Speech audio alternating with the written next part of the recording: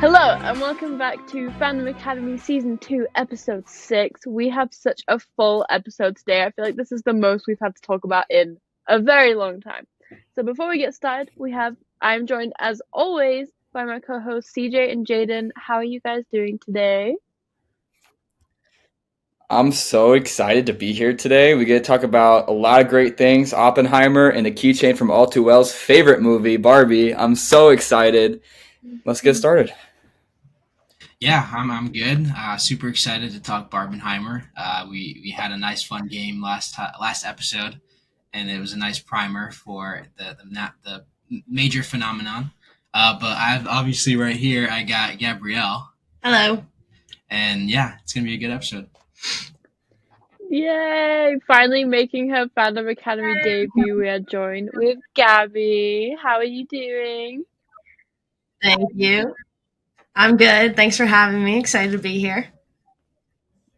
Yeah, okay. We have a really fun episode, like we said, talking about Barbie and Oppenheimer. Such a great event. All these films coming out at the same time, which are doing incredible at the box office. I just know Barbie's gonna hit 1 billion soon, and I'm gonna be so happy about it. And I know A we're all Barbillion. contributing to that a lot. Like, I've already seen it 3 times, and I know I'm already planning my 4th, 5th, and 6th viewing of it. Like, I'm never gonna get sick of this film. It's gonna be great. But before we get started on Barbenheimer, the finale of Secret Invasion aired this week, and this show is stirring up quite the storm amongst a lot of people. I feel like there are so many mixed opinions on this show, so let's go around and we'll give our opinions on the finale and the show as a whole, all 6 episodes. CJ, let's start with you. What did you think of the finale, and how is this forming your opinion on the whole season? So I went on the AOF podcast last night and I said that this show just feels like it didn't really have a purpose. A lot of the through line through it didn't really have a common theme or something I was supposed to take away from this series, and that really took away from it for me. I think this is probably my least favorite MCU Disney Plus show. Didn't really click with me much at all after like the first maybe week or two, and I just feel like a lot of the decisions they made were kind of dumb. And I'm sure we'll get into it a little bit later, but I didn't love it. I feel like the show definitely had like a lot of potential in like what we were expecting going into it. Like the scrolls had such like this big impact on, like, they were infiltrating every aspect of the world, and we all thought it was going to be this big thing, and in like the world just completely being taken over. But then, which it still might, we don't know what's going on. It's like schools are still out there, but kind of like the whole theme of like Gravik just being defeated like in like 20 minutes, with Gaia getting his powers, like Gaia getting all the power, them two getting all of like the Avengers powers. I feel like was such a cheap storyline, and it just didn't look great and it didn't feel great. It felt a bit pointless, and because it was just over so quickly. But yeah, my biggest thing is how much potential this show had and how it just completely missed what it could have done. I feel like it's definitely not one of my favorite shows that Marvel have done, but it was okay. I enjoyed the week to week. I always do. Jaden and Gabby, what did you guys think of Secret Invasion, the finale, and also as a whole? Yeah, so I guess I'll start. But I was one of the people that kind of enjoyed parts of it, and didn't enjoy other parts of it. I feel like I'm not gonna be like a person that is just like, oh, it's a terrible show. Obviously, it's definitely like super low on my list in terms of Disney Plus Marvel shows go. But I don't know. I feel like the good parts were good. There just wasn't enough of it, and I'm speaking from like as an entire series standpoint. But as far as the finale itself goes, um, I I don't really like the way it ended. I feel like it was super underwhelming. The show itself was a great concept, and the way that it kind of just unfolded, it just didn't do it for me. Touching on the Super Scroll stuff, like Layla was saying, that was part of it that I actually thought was pretty cool.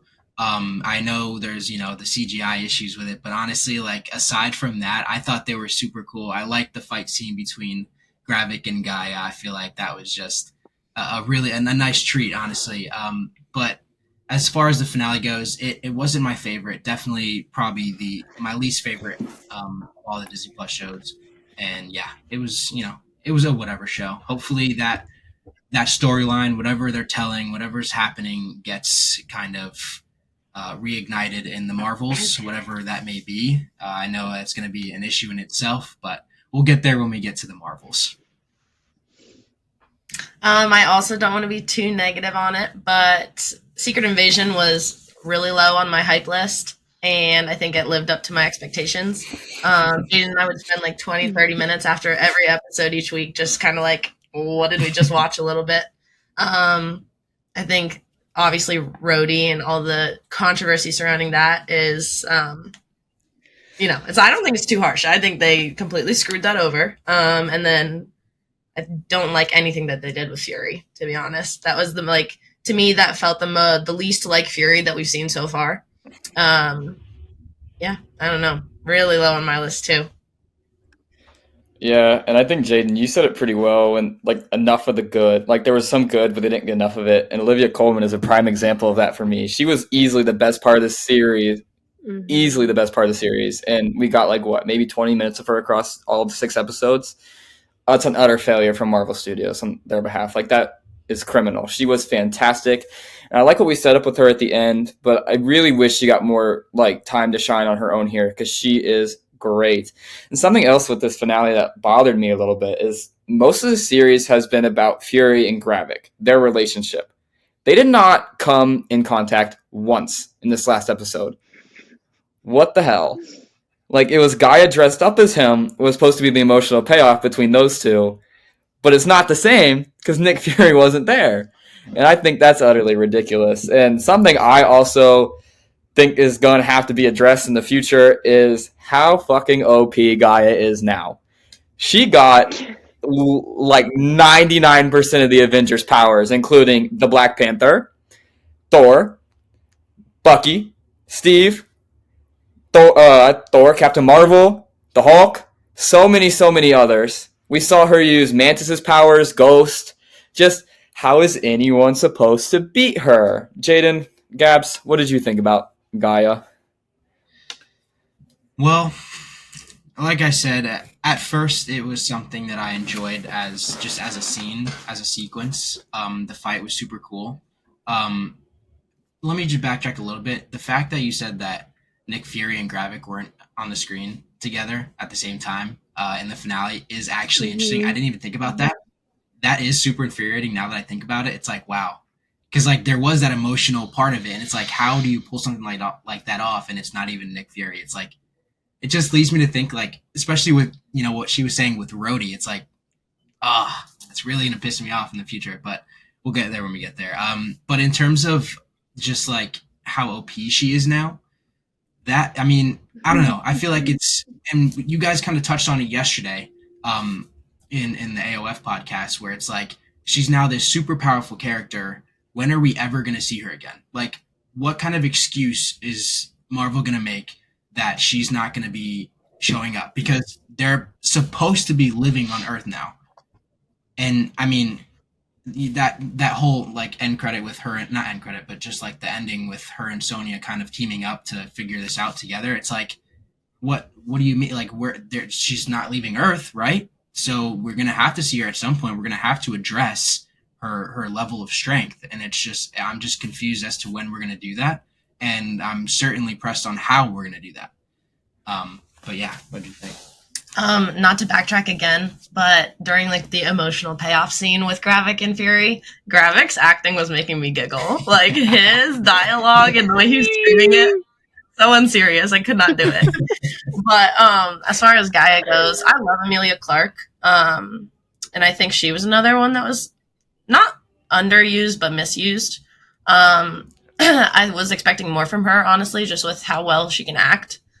And I think it was part of the fight where she was like flying like Captain Marvel does with, and like just seeing her doing that, I was like, I don't want to see people running around the MCU now, just like being able to, I know that's what Super Skrulls can do, but I don't want to see that. I really don't. I don't want to see people flying through the air. It's like, it's just too OP, I think it takes away from everything that we built for so far.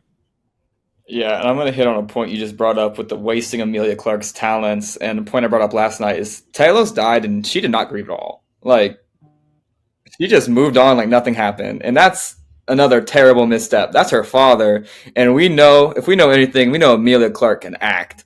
And seeing a scene where she's grieving over Talos would have been really emotional and really good. And we were robbed of that, and that's not fair. Layla, what did you think of Gaia getting all these powers and her character as a whole? I agree with everything you guys said about her being like underused, misused, because I feel like the thing you just said about like a scene about her grieving Talos, imagine just like her just full on rage fighting Gravik. Like, I feel like the fight wasn't as emotional as it could have been. It was just like, I'm fighting you because I have to, you know? Like, it wasn't like, I'm fighting you because you killed my fucking dad. It was just like, someone needs to stop you, so I guess it's gonna be me, you know? It had so much more potential than that, and Amelia Clark is, everyone knows how amazing Amelia Clark is, like, and I think it's a similar story with Olivia Colman. Their characters were just used in the wrong situation. Their roles, sure, but they could have done so much more with them. Like, I don't know who else I would have cast them as, but they definitely just fumbled it with those two. And it makes me so mad because it happens so much with great actors, and now, like, where else are you going to put them? Like, that's it. You fumbled it now. You can't put them anywhere else. Like, it's annoying. It's infuriating. But obviously I loved their performances, but it could have been so much more. And you mentioned potholes. Let's talk about a couple of them because there was a lot, some even from this show. One of them involving Gravik. He was shot in the stomach and died. After 2 weeks ago, he was shot in the face and survived because of the extremist power. So how does that make any sense? Number one. Number two, we could talk about loopholes and plot holes with the Rhodey situation for hours. That was just terrible. Him being a Skrull since Civil War, he bleeds red in Endgame. I don't understand. Nothing makes sense. And something I don't like at all was how they ended the story with the Skrulls in this episode. Is the president, as you might know, is Sean from Shameless. Love Shameless, plug. But he basically declared war on the Skrulls, saying they were terrorists, and we saw how that went down at the end of the episode with a lot of random, probably MAGA people shooting up these Skrulls for no good reason. And I don't know if I like that ending at all. Layla, what do you think of that? To be honest, until you brought that up, I completely forgot that happened because I've just like blocked the finale out of my mind. It's so, I don't understand. Like, where is this gonna go? Because like, you can't make the Marvels all about Skrulls. Like, yeah, there's gonna be a few in the film, but you can't make that the plot point. Like, are you gonna do Secret Invasion season 2? Is it gonna be Armor Wars? But then you can't make Armor Wars all about Skrulls. Like, I don't understand what they're trying to get out of this. Like, they've just declared war that's a war that's not going to break out for years, or we're not going to know what is happening with it for years because we don't know when we're next going to see these characters. It's just so, it hurts my brain, and I don't know what they were thinking. Maybe they have a plan for it, but it's just confusing me right now, and I feel like it was just unnecessary. Like, he did not need to do that at all.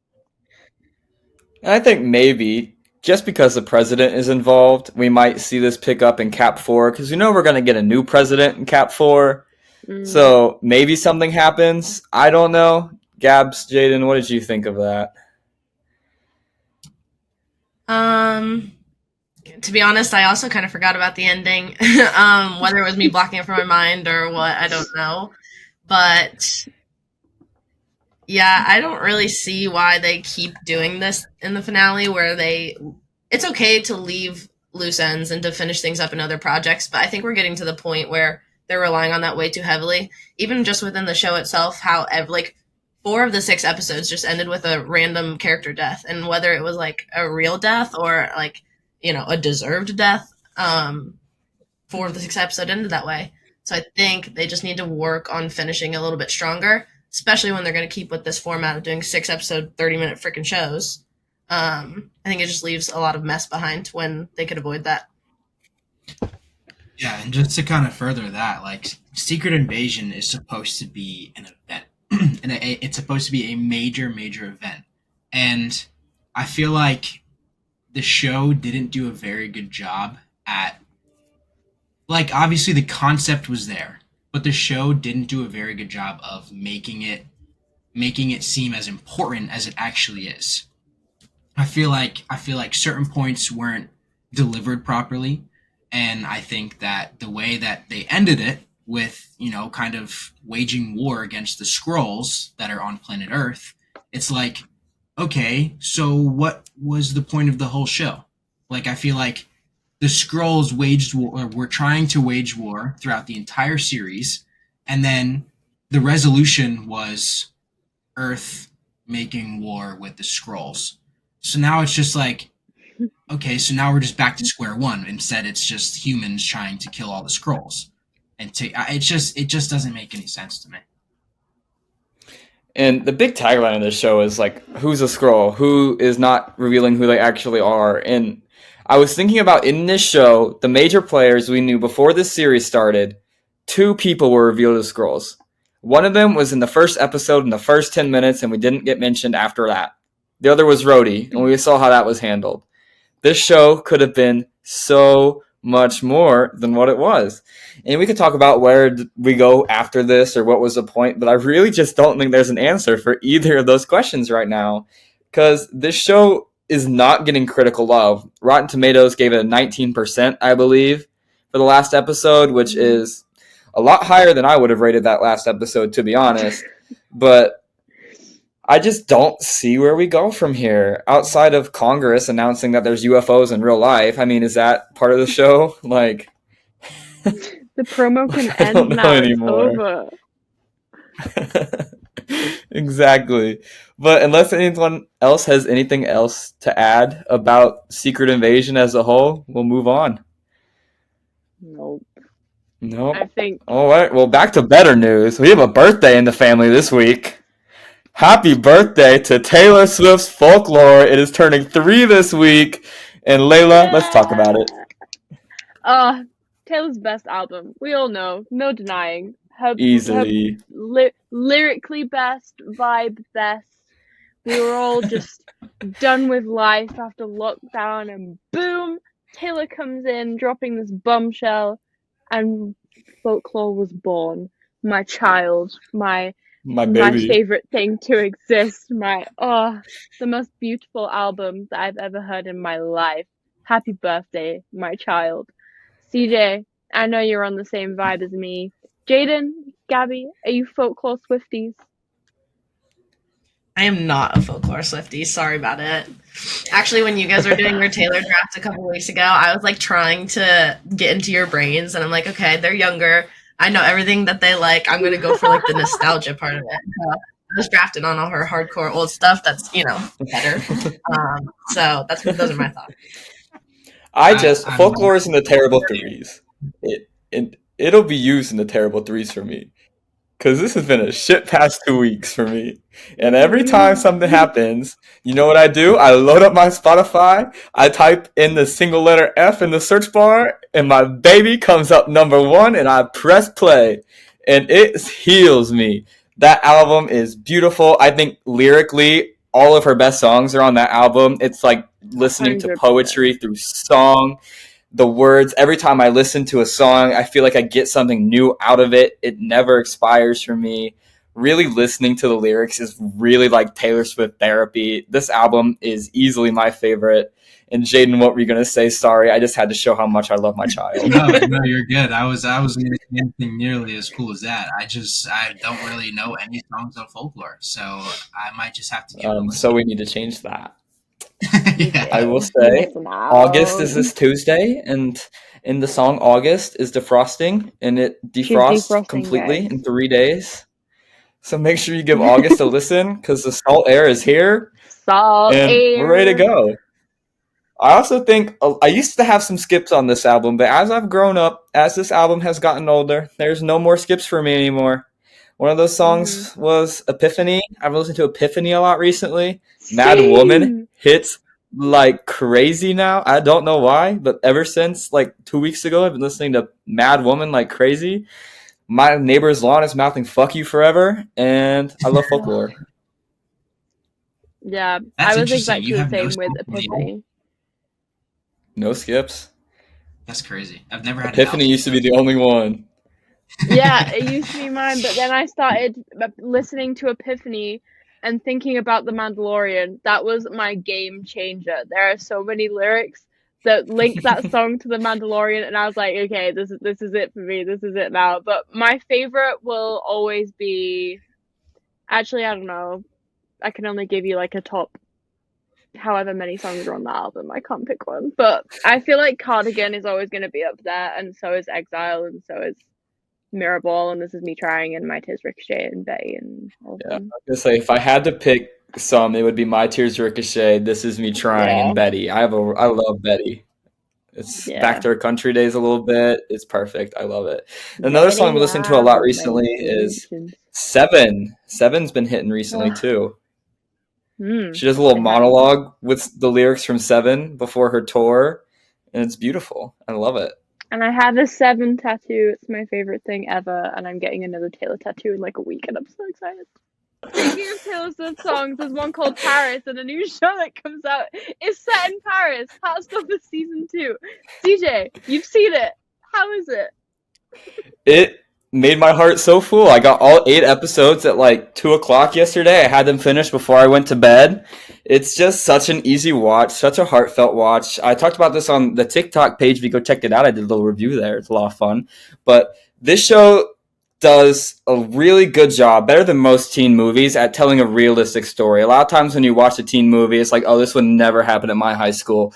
Heartstopper really feels like it could, and these stories feel genuine. These characters feel real, and it is so emotionally impactful because these characters go through real things. They go through really terrible things, and at the end of the day, they still like grow, and they still learn to love themselves and be who they are and express who they are in the best ways possible with their friends together. They're stronger than ever. And I think having a story like that in today's world is so important to have, especially when it's telling the stories of queer teens, because that area is something we really need to work on as a society. Queer teens struggle every day in the closet. They don't know if they love themselves or they hate themselves. They don't know who they really are. And I feel like having a show like this is so important for getting that next generation to know it is okay.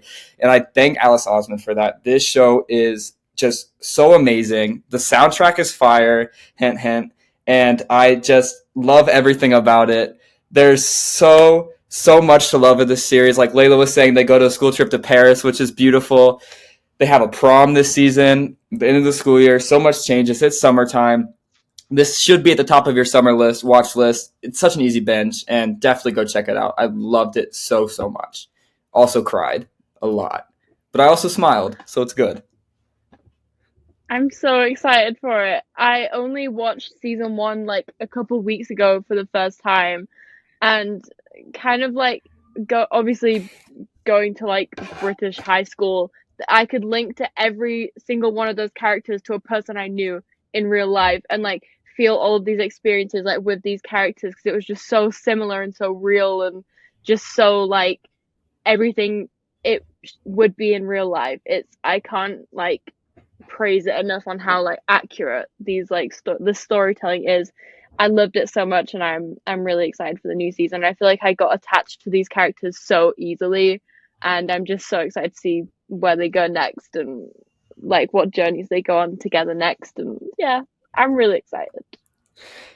Yeah, it's such a great time. I still have all 8 episodes. I'm probably going to end up watching all 8 again before it releases on Wednesday of this week. So make sure you have that marked in your calendars. It's just, it really makes you like smile. Like it is such a wholesome show with wholesome moments. And what more could you ask for? And to move on from such wholesome content, we have some not wholesome content in which a bomb was made. Jaden, would you take us away? Yes, absolutely. A bomb was made indeed. So over this past weekend, or I guess technically Thursday of last week, Oppenheimer came out. An explosive experience, to say the least. We actually got a chance to see it together, Gabrielle, myself, and CJ. It was quite the experience. we're gonna get our initial reactions here first. I will say that this is a masterpiece. It is a cinematic masterpiece. I feel like all of the moving parts moved in unison. I think that everything that came onto our screen, everything that we witnessed in this movie was just absolute perfection.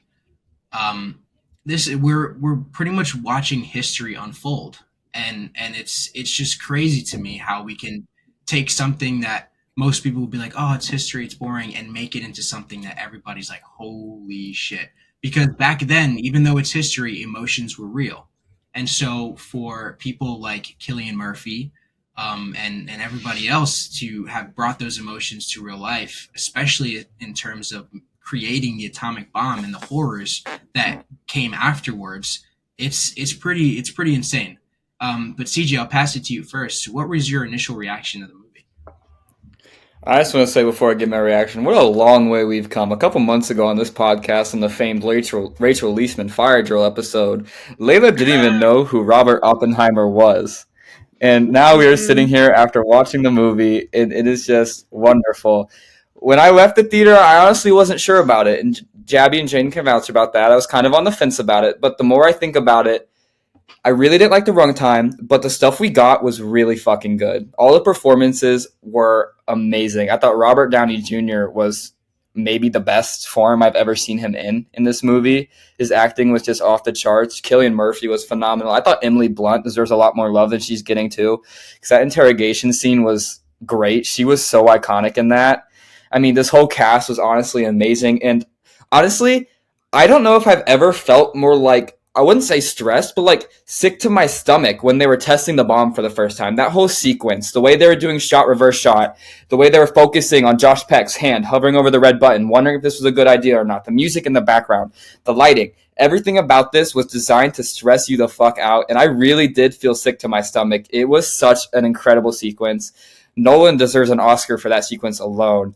It was just unbelievable to watch. I'm so glad I got to see it in a theater. I'm going to go try and see it in IMAX sometime in the next couple of weeks. It is just so hard to find an IMAX showing that is not sold out right now. So I cannot wait for when that day finally comes. I'm even contemplating driving to Indianapolis, which is like an hour and a half away from me, to go see it in 70 millimeter IMAX, because I feel like it would be worth it.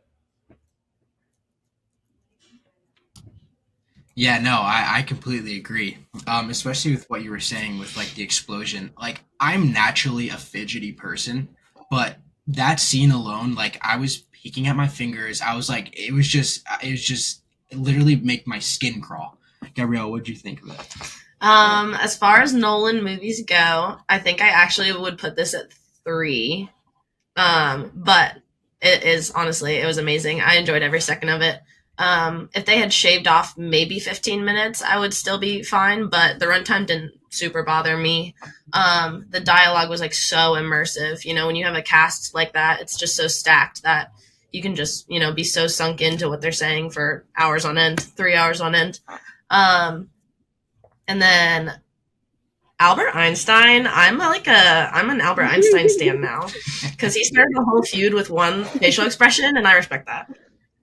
I thought you were going to say you were fancying him, like you thought he was hot or something. I thought that was what you were about to say, and I was about to question you hardcore.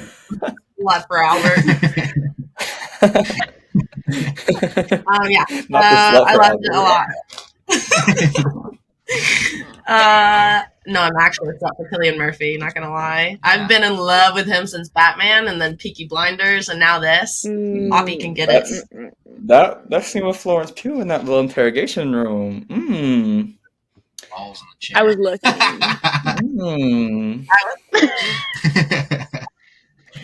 That was cinema history, honestly. Like, Not really. Agreed. Layla, what did you think of Oppenheimer? Okay. I don't know. I feel like I would have appreciated it a lot more if I didn't drop history 6 years ago, so I actually knew what the fuck was going on, like, before I went in. Might have been helpful. But anyways, I liked it, and when I left the cinema, I think I initially gave it 3.5 stars on Letterboxd. And then the more I thought about it, the more I think I liked it. But then I kept thinking about it, and then I liked it less. And then I kept saying, like, I feel like it could have ended 10 minutes after the bomb went off. And I just, like, but then I kept thinking, and I was like, but there was not one point where I wasn't, like, interested, you know? Like, I was hooked, like, the whole time. But I really felt that runtime. I don't know if I was in a bad mood that day or what, but I was just like, is this over yet? But I cannot, like, fault everyone's performances. It was stunning to watch. It was a great movie, like, movie-wise, you know, to put it that way. But for me, it was, like, not my genre of film. I probably wouldn't go and watch it again, but I can appreciate it as a film. I did, like, enjoy it. And like you've been saying, everyone's performances were incredible. I thought Florence Pugh, in the kind of smaller role than I expected her to have, she did amazing in.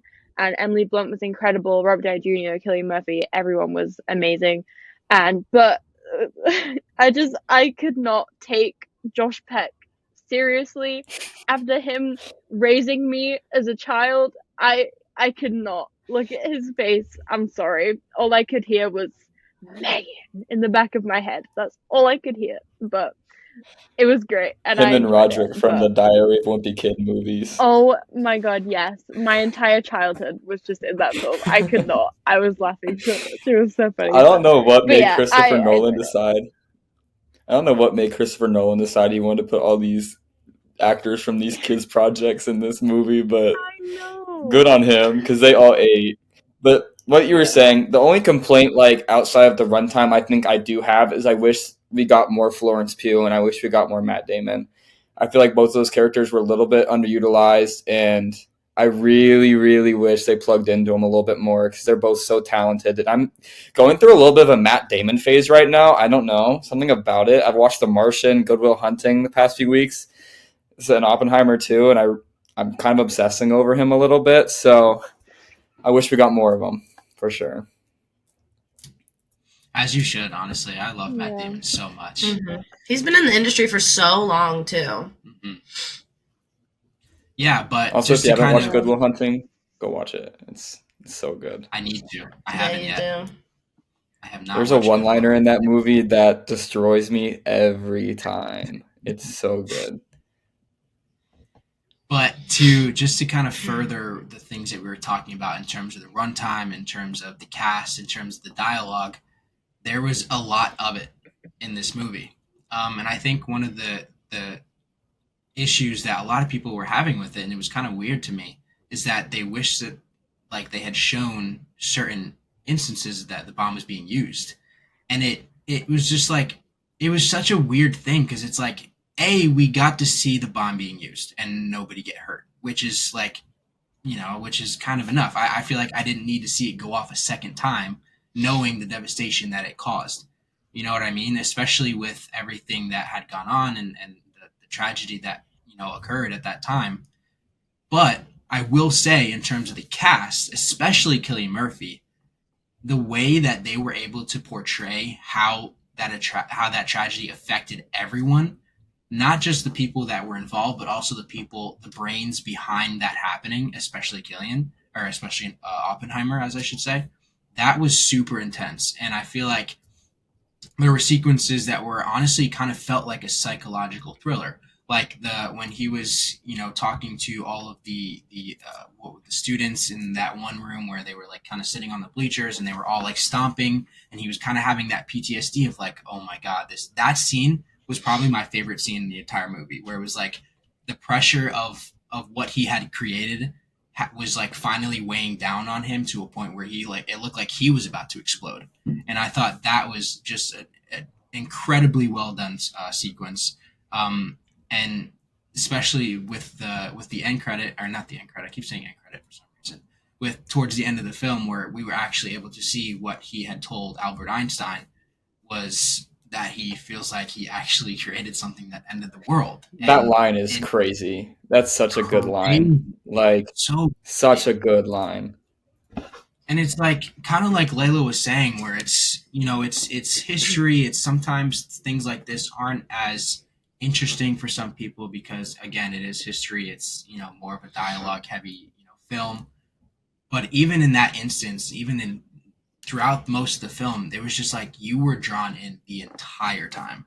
There was not a moment where I was like, oh, this is too much, or oh, this is boring. It's just like this really happened, and the way that they kind of let it unfold, it was absolutely amazing. But CJ, I'll pass it to you. What were your takeaways from this film?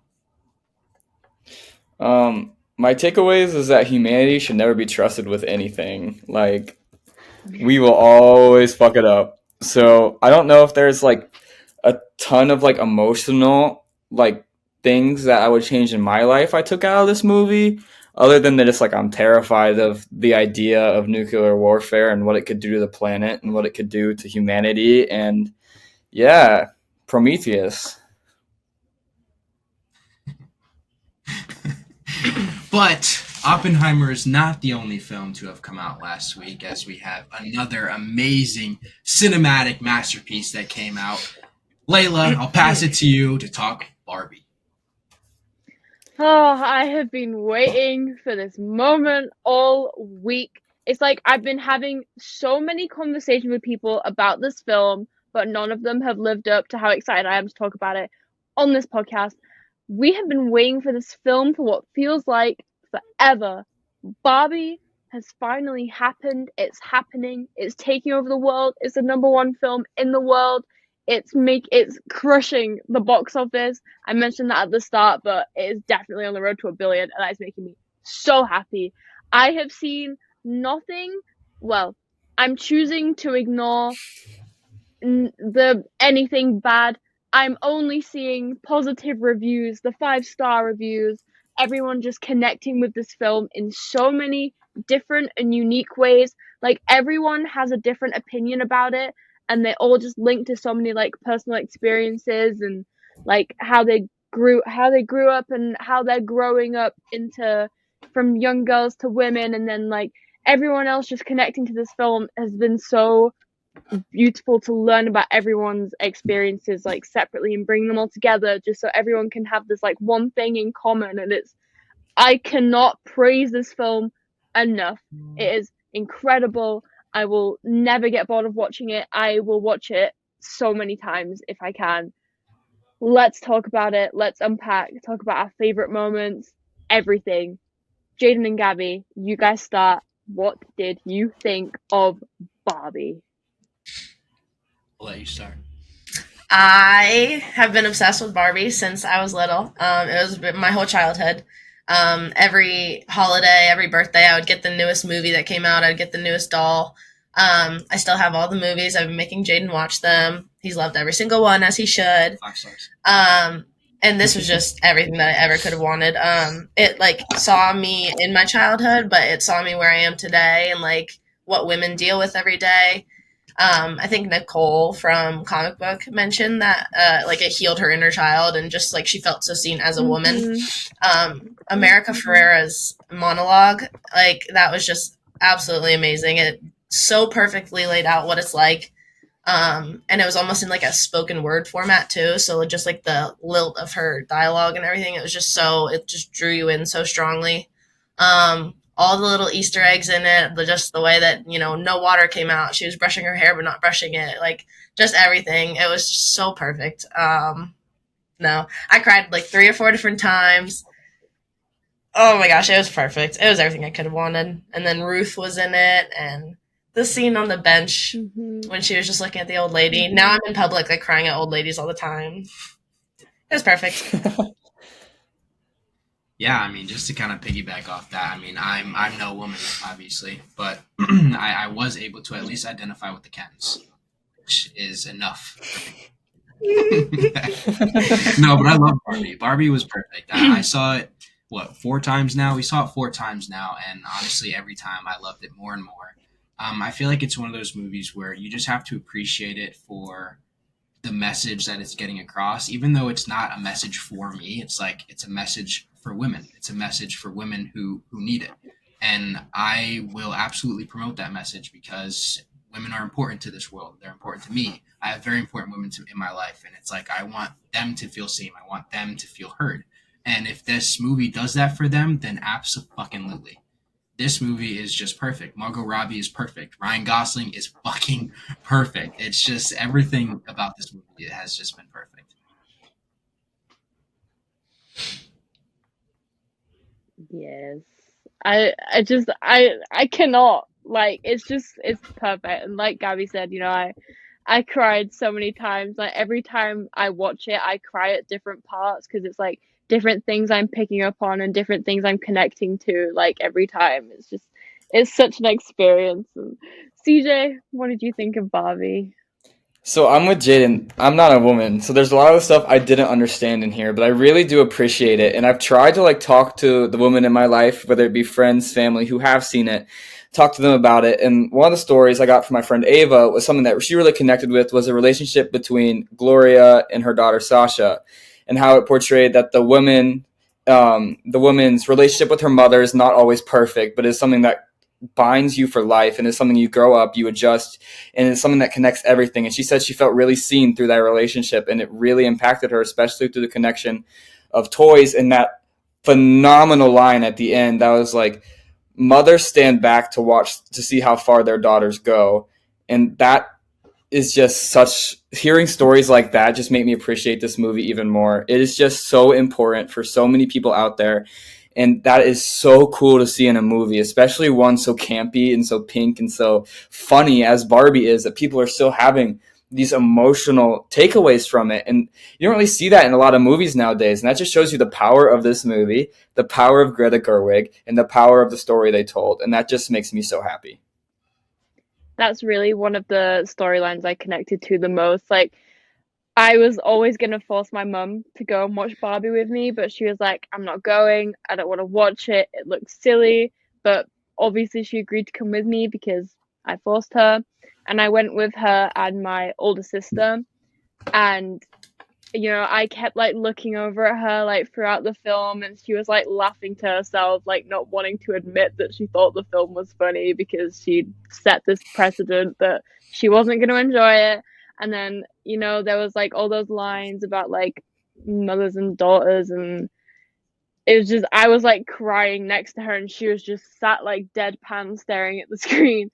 And then for like the whole like the next few days after it hit me so hard. Like I took her out for lunch, I was buying her stuff, like I just felt like it really like hit something in my brain. I was like, oh, you need to like just love your mom, like just you have to. And that was really one of the things that hit me the most. And like on the drive home from the cinema, me and my sister were like trying to find all of like the old Barbies we had when we were younger. We kept like having like little visions of what they looked like, and like we kept like using like blue dress, brown hair, princess Barbie, like trying to find like the exact Barbies we had. And we were like finding them all on like eBay. We were like, oh, we should buy them. It's just like it's bringing up so much stuff, and just like making so many like connections to so many people. And yeah, it was perfect. And there was so much in there that had like, when I go to my local cinema, okay, British people are boring. When something funny happens, it's silent. When something exciting happens, silent. I got told to shush during Avengers Endgame, okay, in this exact cinema I went to. Everyone was like howling at this film. Everyone was laughing at every single joke. People were like loving it, and I've never seen it like that. But this is the film that made them so excited and so like laughing at all the jokes. And every single person in this cast just hit everything. They were incredible. There was not one weak performance. But I think there's a few that definitely stand out, obviously being Margot Robbie. But we need to talk about Ryan Gosling. And like a few weeks before Barbie came out, they released a short snippet of I'm Just Ken. And it was perfect. I could not have asked for anything more. But then they gave us more. A full choreographed like scene, and they were all singing and dancing. And it is honestly one of the best things I have seen in a long time, and I will burst into that song all day long. It was perfect. It was my favorite scene of the film. What did everyone think of I'm Just Ken? But like I also, one more point before I ask your opinions. I said to my friend the other day, honestly, my top artist on Spotify this year is gonna go Taylor Swift, Ryan Gosling at this point. Like, this is where I'm at. I cannot stop playing it. That is what my Spotify Wrapped is gonna be. What did you guys think of the I'm Just Ken scene, choreography? And was that one of your favorite scenes? And then what was your favorite scene? CJ, I'll pass it to you. The I'm Just Ken scene was just like cinema. Like, I don't know how else to describe it. It was so good. Ryan Gosling obviously stole the show, but it's like a 3-part medley type song, which is so good. You have like the 80s ballad, then you have like this techno pop, which is really fun. Then you go back to the 80s ballad, but there's so much detail in all of these scenes. There's so many things you catch every time you watch I'm Just Ken, and I have all the TikToks on my phone of people who have recorded in the cinema just so I can watch the scene over and over again because it's so good. And one of the stars of I'm Just Ken for me, I don't know if many people paid attention to him, but I did. Scott Evans is hilarious when he is dancing. Yeah. I don't know what it is about him. He just has this charisma to him when he's dancing that just, my eyes are like glued to him every time I watch it. Even in the early dance sequence for Dance the Night Away, Dua Lipa's song, he's so good in that too. And Scott Evans, unsung hero of the Barbie movie of 2023. Just give him an Oscar for best dancing in a motion picture, please. Mm-hmm. I agree. I feel like every time I saw him dance, it was just like I'd laugh because it was just like I loved it, but it was also something that I just couldn't take seriously. It was just honest, but that's honestly perfect for the film. It was meant to be that way, and I feel like that's why he killed it so fucking badly. But no, the I'm Just Ken is honestly, and she can attest to this. I have been listening to that shit fucking stop. Again, I identify with the Kens. I feel like I'm a Ken, and I feel like I'm a diehard Ken, and I will remain a diehard Ken. I don't care. I love it. It's a ton of fun. Gabrielle. But no, I'm. Yeah, right. No, it was perfect. It was so much fun, and it's honestly in our second, third, and fourth time watching it, we were both like, "Listen, like this is the scene that we're waiting for. Like we need this scene in our lives again and again and again." And it's just great. That being said, I am cooking something up, and I'm gonna probably end up putting it on the TikTok or something. But stay tuned for that. It's I'm Just Ken related. Just a little plug. Another scene I wanted to mention before we move on that just like absolutely killed me was when the kids come back to the dream houses and they're not the Mojo Doja Casa houses anymore. And Issa Rae, as President Barbie, walks down the stairs and says, "It's because they're dream houses, motherfucker." Motherfuckers. I laughed so hard because it's so unexpected, and I love Issa Rae so much. That was another moment that stood out for me too. Also, shout out to Alexandria Shipp because 2 out of the 4 people on this podcast did not know who she was and forgot her name a week ago. Look where we have come. Hey, we knew who she was. We just couldn't put a name to a face, okay? I love her. She's slayed. Yeah, I was obsessed. It's okay. Big fans. Real. Exactly. One of the scenes, though, this is like such a random thing that just had me like, this was the most I laughed the whole time. It was when all the Barbies are like gagging at Margot Robbie's flat feet, and Kingsley Benadir's Ken just starts gagging like over the balcony. That was my favorite moment. I don't know why that had me laughing so much, but his Ken was my second favorite part of this entire film. He was hilarious, and that scene just had me like, oh, it was so funny. He was so funny. I'm also going to set the record straight right now. I am very public for my Will Ferrell hate. Very, very public about it. I don't think he's funny that often. In this movie, he was all right. He was funny. He was fine in Barbie. That's a big statement from me because I don't normally enjoy him. CJ, I was literally going to expose you. That was going to be my next comment. I was going to expose you because the scene where all the businessmen are chasing Margot, and they're like all in their little line. Margot and Will Ferrell run into each other and they scream. I was like, this is gold. And I looked over at you and It you were was fucking so laughing. good. It was You in the were way laughing. Will Ferrell was running. He was like, it was Exactly. so good, so good. I'm glad you exposed yourself so I Yeah. didn't have to.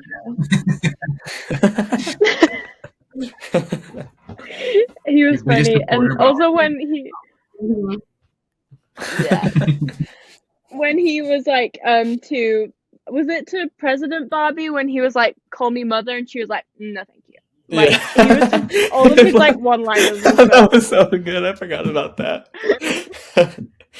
I'm telling you, Issa Rae 8. Also, another moment, I started sex education this week, and I didn't pick up on this when I first watched Barbie, but when the Kens are like learning that they can be more than just Kens, and the one, I forget his name, but the one Ken goes, "I just want to be with my friend." It's the Ken from Sex Education, and Emma Mackey pops up and says, Shooty. "I'm right here."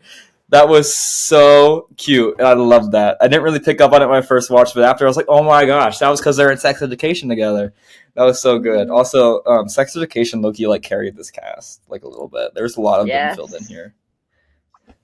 Yeah, they were so great. Also, I don't know his name in real life, but the guy who plays Adam in Sex Education as Will Ferrell, was his name Aaron in the film? Connor Like, Swindell. he Yeah. he was so funny. Like, him and Will Ferrell, their little moments together were hilarious. But we could go on for hours talking about this film, but Oh, it was Will perfect. Ferrell's "I Have a Jewish Friend." So funny Yeah. too. That was Oh my great. god, yeah. He had the best, like, some of the best one-liners in the film, I feel like. Like, he was hilarious. Also, Stan Ryan Wow. Gosling's facial expressions when they first get into the real world, and he's just Yeah. Oh my when god, he's that walking away one- from the bench. Oh my god, that shit's so funny. Yeah. And when they're in, is it Century City? And he's Yeah. like watching this man with his assistant, and he's like, "Not now," and then he's like mimicking like the guy's actions. Like, that was hilarious. As a 2001 Space Odyssey music plays, like it's so good. It's so funny. Yeah, everyone deserves awards for this film. It was perfect. Like I said, we could talk about it for hours, but just go and Especially watch Ryan Barbie. Gosling. No, I'm gonna be a little Oh, yeah. upset if Ryan Gosling doesn't get an Oscar from this. Whether Me it be too. Best And the Original Song or Grammy. Best Supporting, he better win one of them. Yeah, he has to. I will be very sad. That'd be really I feel funny like if it's his gonna first Oscar is for "I'm Just Ken." That would be hilarious. Yeah, but iconic though. Yeah, well, go and watch Barbie, go and watch Oppenheimer, live the Barbenheimer lifestyle. Did you guys watch Barbie or Oppenheimer first? Because I know you saw Barbie early, but then did you do Oppenheimer and then Barbie, or Barbie then Oppenheimer? Barbie, Oppenheimer, Barbie. Okay. I did Oppenheimer and then Barbie. I feel like the vibes were very different because I walked out of Oppenheimer kind of like I'd been like slapped in the face, and then I walked into Barbie and then got another slap in the face, but it was like a silly slap in the face. I don't know. It was a fun night. But yeah, go and watch both films. They deserve it. They deserve all the hype. But if anyone else has anything to add, that can wrap up our episode for today. Slay. Well, that is going to wrap up today's episode. We talked about a lot. We covered so much ground, but this was very fun. I'm very happy we finally got to talk about Barbie and Oppenheimer. We've been hyping up this episode for a long time. And yeah, thank you guys for joining me as always. Gabby, thank you for coming on. This was so fun. I'm so glad we brought you on for Barbie. I feel like this was the one thing you needed to come on for. Like, if it was going to be anything, it was going to be Barbie. Where can the people find you? I don't know any of my handles. I'm not gonna lie to you. Okay, great. You can find her in my hate mail. Damn it. She just made a letterbox, guys. None of you even follow her. My letterboxed. Yeah, I was trying to keep it a secret. My letterboxed is Gabrielle Buzz, but only one Z. And if you spell my name wrong, then you won't be able to find me. No, yeah, thanks for having me. I've been trying to come on a couple episodes now, but this is the one that I was meant to be here for. So that's exciting. Thanks, guys. For sure. Jaden and CJ, thank you for being here as always. You kind of have to be, but thanks anyway. Where can the people find you?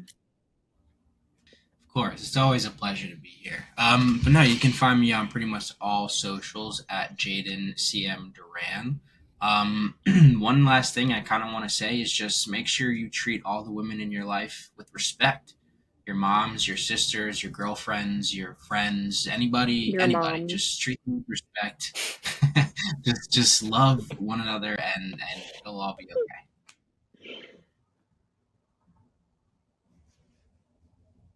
Slow. Amen to that. Very happy that we got to talk all this, especially with my biggest hater / supporter, Gabrielle. I'm so glad you got to make it. And I'm just really excited. I have a lot of fun stuff going on right now. I got Heartstopper screeners today. I should have a review on the site that goes more in detail of what I talked about today up in the next couple of hours, hopefully.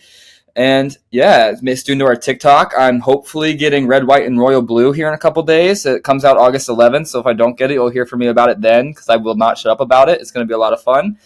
And yeah, look forward to some Ahsoka content from us three too. We have a lot of fun stuff coming up with that. Little tease there. Very exciting stuff coming with Fandom Academy. Yes, we have so much fun content planned. It's going to be great. I'm sure we'll have so much more TikTok content coming up. You guys have been loving our giveaways. They've both ended now, but I'm sure we'll have some more coming in the future, linking to whatever's coming out at the time. We'll figure some stuff out. We'll get some stuff to you guys. And yeah, you can find me anywhere at FalconsNap on all socials. And like CJ said, we're going to have some very exciting Ahsoka content coming soon. It's coming out in around 3 weeks. So stay tuned for that. And yeah, thank you guys for listening. Go and watch Barbie. Go and watch Oppenheimer stream. I'm just Ken. Get Ryan Gosling in the charts. And yeah, we'll see you next week for episode 7. Peace. Peace.